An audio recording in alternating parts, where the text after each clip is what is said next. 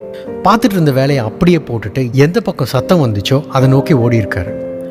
அவர் ஓடி போய் பார்த்தா அங்கே சதுப்பு நிலத்தில் ஒரு பையன் மாட்டிக்கிட்டான். ஆல்மோஸ்ட் இடுப்பு வரைக்கும் அவன் உள்ளே போயிட்டான். அதிலிருந்து வெளியில் வர முடியாமல் போராடிட்டு இருந்திருக்கான். இதை பார்த்து அவர் வேகமாக போய் அவனுக்கு ஹெல்ப் பண்ணி காப்பாற்றிட்டார். இது நடந்த அடுத்த நாள் ஒரு ஆடம்பரமான கார் ஒன்று அந்த விவசாயி வீட்டு முன்னாடி வந்து நின்று இருக்கு. அதுலேருந்து ஒரு பெரிய பணக்காரர் ஒருத்தர் இறங்கியிருக்கார். இறங்கி நேராக அந்த விவசாயிக்கிட்ட போய், நேற்று நீங்கள் ஒரு பையனை காப்பாற்றினீங்கல்ல, அது என்னோட பையன்தான். அவனை காப்பாற்றினதுக்கு ரொம்ப ரொம்ப ரொம்ப நன்றி. அதுக்கு ஏதாவது உங்களுக்கு நான் திருப்பி பண்ணணும் அப்படின்னு அவர்கிட்ட சொல்லியிருக்காரு. இதை கேட்ட அந்த விவசாயி, எனக்கு எந்த உதவியும் வேணாம், நான் எந்த உதவியும் எதிர்பார்த்தும் நான் பண்ணலை அப்படின்னு சொல்லிட்டாரு. இந்த நேரம் பார்த்து அந்த விவசாயியோட பையன் வீட்டுக்கு வந்திருக்கான். அவனை பார்த்த அந்த பணக்காரரு, சரி நீங்கள் எந்த பலனும் எதிர்பார்க்காம தான் என் பையனை காப்பாற்றிருக்கீங்க, அதுக்கு பதிலாக நான் உங்கள் பையனை இருக்கிறதுலேயே பெஸ்ட் ஸ்கூலில் படிக்க வைக்கிறேன். அவன் எவ்வளோ படிக்கணும்னு ஆசைப்பட்டாலும் அத்தனைக்கும் நான் உதவி பண்ணுறேன். என் பையனுக்கு ஈக்குவலாக உங்கள் பையனையும் படிக்க வைக்கிறேன் அப்படின்னு வாக்குறுதி கொடுத்துருக்காரு. அந்த விவசாயியோட பையன் லண்டன்லேயே இருக்கிற பெஸ்ட் ஸ்கூலான சென்ட் மேரிஸ் ஹாஸ்பிட்டல் மெடிக்கல் ஸ்கூலில் படித்தான். அதுக்கப்புறம் அவனுடைய ஆராய்ச்சி மூலம் பென்சிலின் அப்படிங்கிற மருந்தை கண்டுபிடிச்சான். அவர் பேரு தான் சர் அலெக்சாண்டர் ஃப்ளெமிங். இதோட கதை முடிஞ்சிருச்சா அப்படின்னு கேட்டிங்கன்னா இல்லை. இதுக்கு அப்புறம் தான் ஒரு இன்ட்ரெஸ்டிங்கான சம்பவம் இருக்குது. அது என்னன்னா, பணக்காரர் ஒருத்தர் ஹெல்ப் பண்ணியிருக்கார்ல, அவரோட பையனுக்கு உடம்பு சரியில்லாமல் போயிருக்கு. நிமோனியாவால் பாதிக்கப்பட்டு அவஸ்தைப்பட்டுட்டு இருக்கும்போது அந்த வியாதியிலேருந்து அவனை காப்பாற்ற உதவிய மருந்து எது தெரியுங்களா?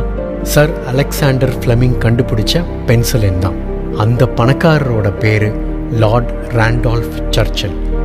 அவரோட பையன் பேரு சர் வின்சென்ட் சர்ச்சில். எங்கேயோ கேள்விப்பட்ட பேர் மாதிரி இருக்குல்ல? அவர் யாருன்னா, பிரிட்டிஷ் நாட்டை ஆண்ட பிரதமரில் ரொம்ப முக்கியமானவர். அந்த வின்சென்ட் சர்ச்சில் தான் 2 தடவை காப்பாற்றப்பட்டிருக்கிறார்.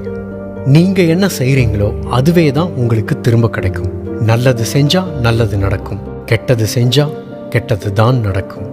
எந்த எதிர்பார்ப்பும் இல்லாமல் அந்த விவசாயி செஞ்ச உதவி அவரோட பையனோட படிப்பு செலவுக்கு உதவி இருக்கு. தன்னை படிக்க வச்சதுக்கு நன்றி கடனா சர் அலெக்சாண்டர் ஃப்ளெமிங் கண்டுபிடிச்ச மருந்து சர் வின்சென்ட் சர்ச்சிலோட உயிரை காப்பாற்றியிருக்கு. இந்த கணக்கு நமக்கு புரியவே புரியாதுங்க. என்ன கேட்டால் நாம் புரிஞ்சிக்க வேணான்னு தான் சொல்லுவேன். ஏன்னா பின்னாடி என்ன நடக்கும்னு நமக்கு யாருக்குமே தெரியாது. ஆண்டவன் ஒருத்தனுக்கு மட்டும்தான் தெரியும்.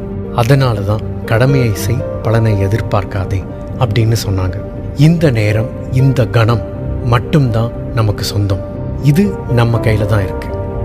இப்போ நாம் ஒழுங்காக வேலையை பார்த்தா நமக்கு கிடைக்க வேண்டியது கண்டிப்பாக கிடைக்கும். அதை யாராலும் தடுக்க முடியாது. நமக்கு இதெல்லாம் கிடைக்கும்னு நம்ம எதிர்பார்த்து வேலை செஞ்சோன்னு வச்சுக்கோங்களேன், இன்னைக்கு வேலையை நாம் ஒழுங்காக செய்ய மாட்டோம். உங்களுக்கு புரிகிற மாதிரி சொல்லணும்னா, 6வது ஓவரில் 3வது பாலில் நான் 6 அடிப்பேன் அப்படின்னு யாராவது உங்ககிட்ட சொன்னால் அவனை நீங்கள் எப்படி பார்ப்பீங்க? முதல்ல இந்த பாலை ஒழுங்காக அடி, அதை அப்புறம் பார்த்துக்கலாம் அப்படின்னு தானே சொல்வீங்க. அதே தாங்க, இன்னைக்கு நம்மக்கிட்ட என்ன இருக்கோ அதை நாம் சரியாக செய்வோம். அந்த 6வது ஓவரில் 3வது பாலை அடிக்க நமக்கு சான்ஸ் கிடைச்சா அதையும் பின்னி எடுப்போம். தேங்க்யூ. உன் வாழ்க்கை உன் கையில்.